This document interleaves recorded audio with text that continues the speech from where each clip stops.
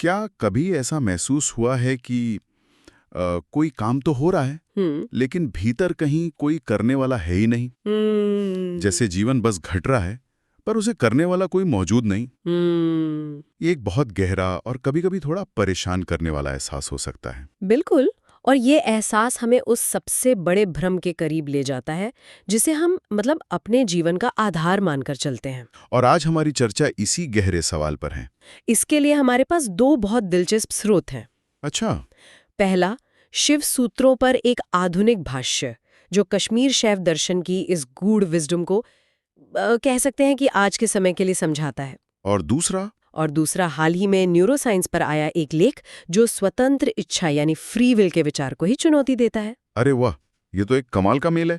एक तरफ हजारों साल पुरानी आत्मिक खोज, हाँ, और दूसरी तरफ अत्याधुनिक विज्ञान, हाँ, और दोनों एक ही दिशा में इशारा कर रहे हैं। तो आज का हमारा मिशन यही है, इन दोनों स्रोतों को एक साथ रखकर ये समझना कि कर्ता होने का ये भाव क्या वाकई एक भ्रम है। और अगर है तो ये हमारे रोजमर्रा के जीवन को कैसे प्रभावित करता है। बिल्कुल। चलिए इस गहरी पड़ताल में उतरते हैं। शुरुआत उस मूल सूत्र से करते हैं जो हमारे दार्शनिक स्रोत का केंद्र है। बिल्कुल।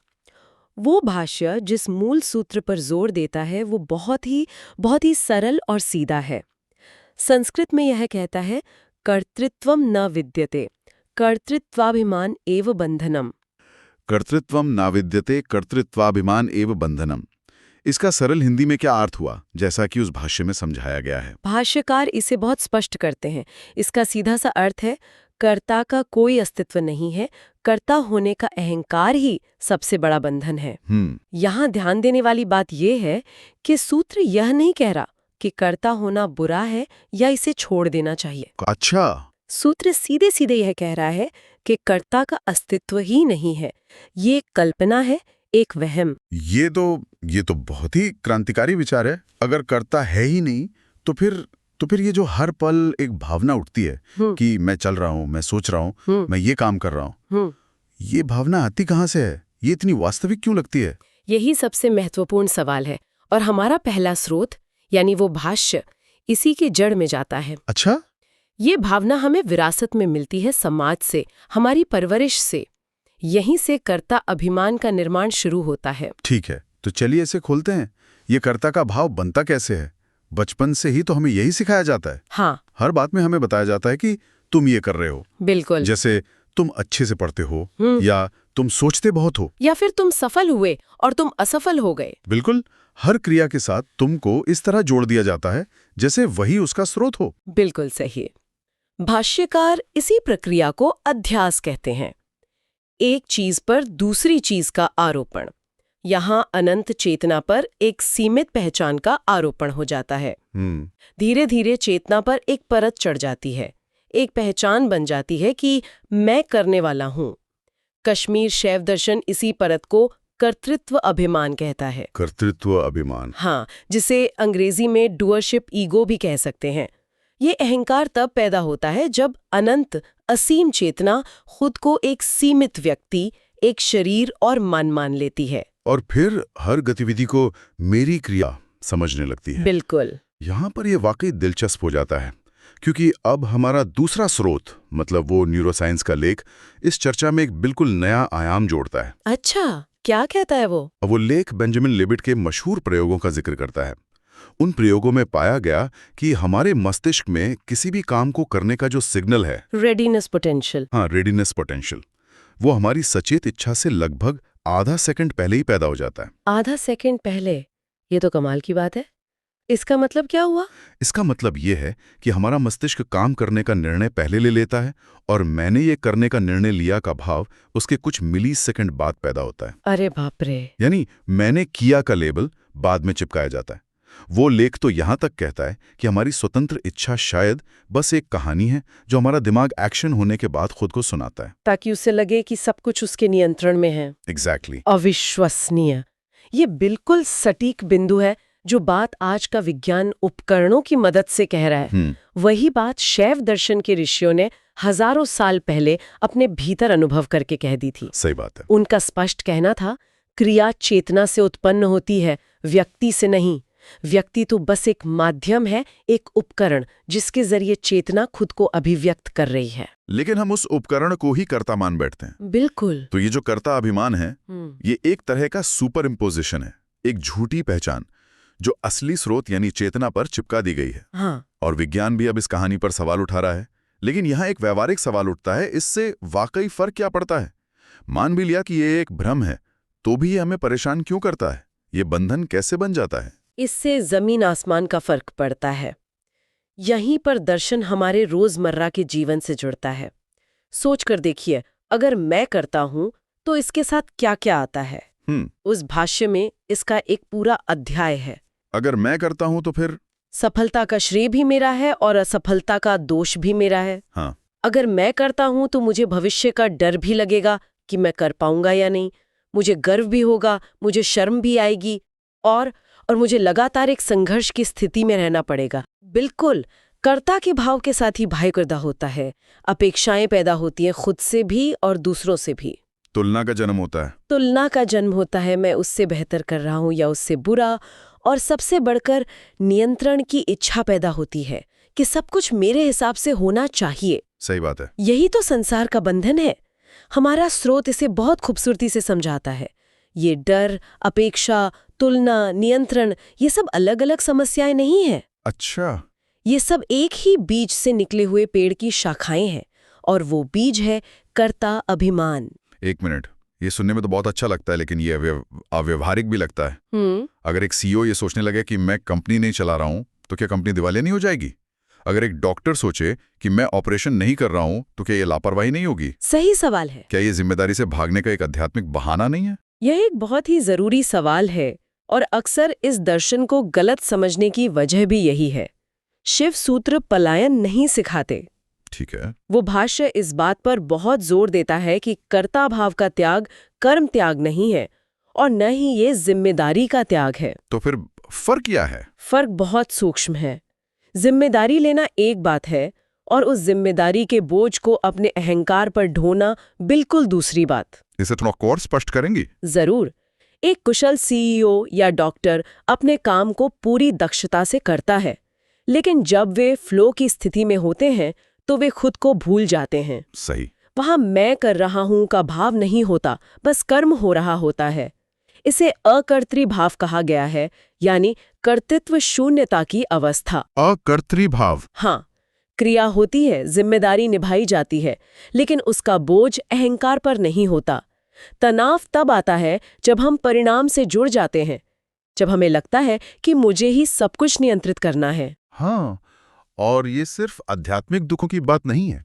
ये तो ऑफिस की पॉलिटिक्स में भी दिखता है। जैसे मैंने उस प्रोजेक्ट पर ज्यादा काम किया, उसे क्रेडिट क्यों मिला? ये सब उसी कर्ता भाव से ही तो आता है। एकदम सही। शिव सूत्र का संदेश बहुत गहरा है।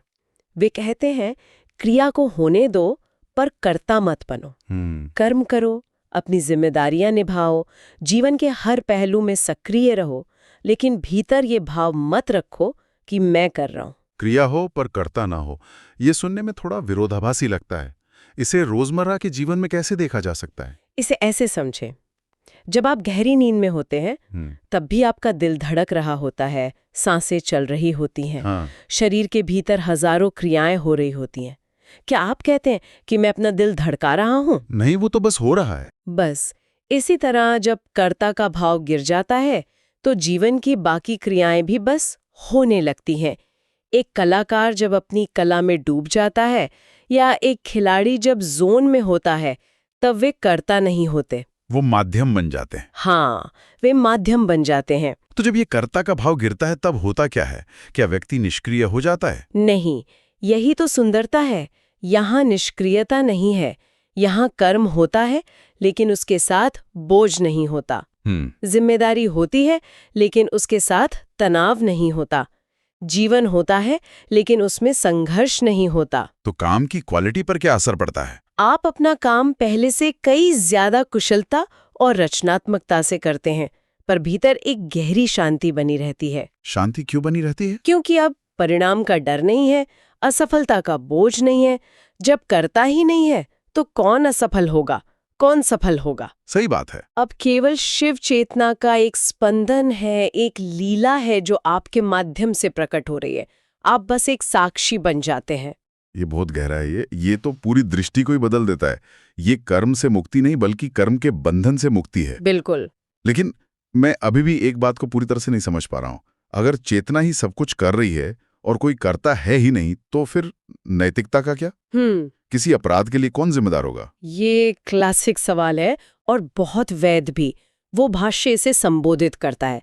देखिए, अकर्तृ भाव का मतलब सामाजिक और नैतिक जिम्मेदारियों से मुक्ति नहीं है। अच्छा। समाज के स्तर पर व्यक्ति को उसके कर्मों के लिए जिम्मेदार माना ही जाएगा।